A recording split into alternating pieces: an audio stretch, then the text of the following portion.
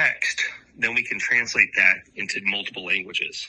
Okay. And then we have a third part, and that's the audio back to the listener. Mm-hmm. And so we want the listener to be able to hear a male or a female voice in that dialect. Okay. So they understand it. So I think for the main problem is the first problem is just understanding what a native speaker is saying.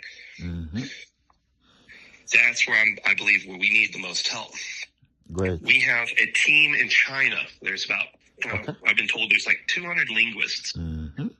And in China, these are all coming from the top language schools. The Haitian Creole is not taught there. Correct. They've never even heard of it. So it's all the European languages and the Asian languages. But African languages, the Creoles and the Caribbeans, like Patois, and, they don't, there's no need for them to study. Not yet. Maybe not yet, yeah. Now they do. Now they do. And so, now I've been working for this company about 2 years. Mm-hmm. And in the course of working here, okay, very early on, it's the language that's probably most needed. Mm-hmm. And I'll tell you who uses these products a lot are schools and businesses. And they need an interpreter to hire or to recruit or to manage. Awesome. They just need to talk to people. Mm-hmm. Or their medical facilities. They're like doctors or lawyers, and like an immigration lawyer or a medical doctor. And I've been told this where, maybe they could get an interpreter, but the people don't trust the interpreter because they might be either a relative or somebody that they know somebody because it's a small knit community. And they would prefer somebody that speaks French that has no connection with their local community. Okay. And so they don't build the trust, and now they're just not getting really good information. So the solution is you put in an earbud, I put in an earbud, and we can have a very private conversation about very complicated things. All right. Like legal, medical things, education, technical language. Okay. And so it's one thing to be for these devices to be able to, talk to your parents or just have a normal conversation like you and I are. But if you are depending on these devices for, in a professional way, the quality has to be really high. And so what I've been tasked to do is we have our head AI linguistic guy. His name's James. I want to introduce you to him. Okay. And I don't know exactly how he wants to do this, but he gave me an example. And we have a device called the X1. Okay. It's a Android device. I don't know if you went to our website, but if you go to our website, timekettle.co, you can see one. We can even hop on a video call or a FaceTime if you want. But do I got it yet? Your website. It's TIME, time, and then kettle, KETTLE.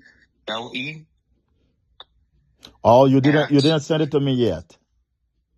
Oh, here, let me text it to you. Okay, that's not a problem. I think that it's better. Let me put it on speaker here. Would be better. All right. Thanks a lot. It's okay. Can you hear me? Yeah, pretty good. Okay. Yeah, let me just type it in here. Perfect.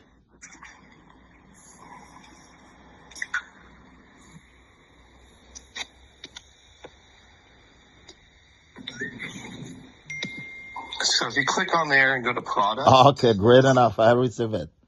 I thank you for. Yeah, so we've got like 3 types of products. We've got earbuds that pair with your phone. And they're not your typical earbuds. They're very special. They're meant to be shared. Okay.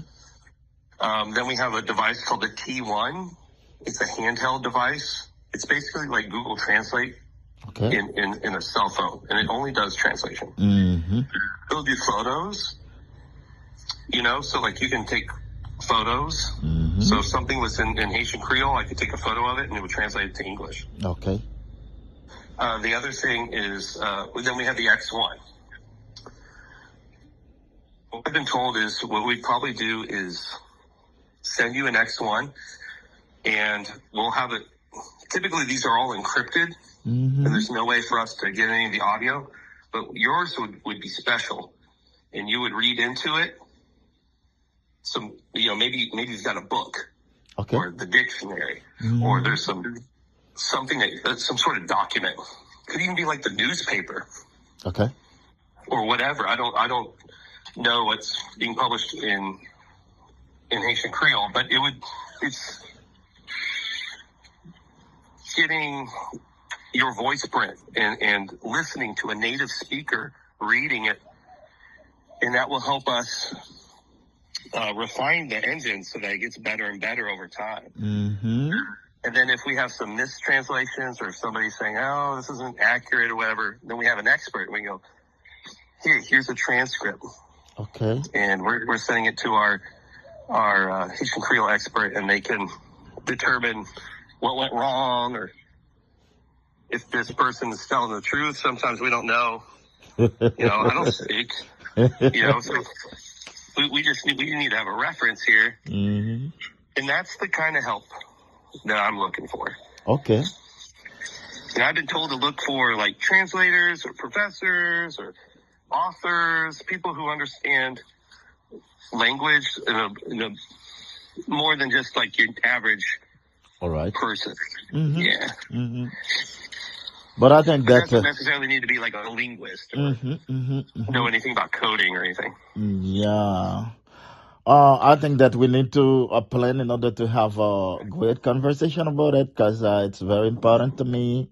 And then I think that you could find the right person and myself, but I don't know yet, because I need to understand things about, but I don't know, physically speaking, why don't you have a site in Massachusetts? And I don't know how did you find Charlotte? So, I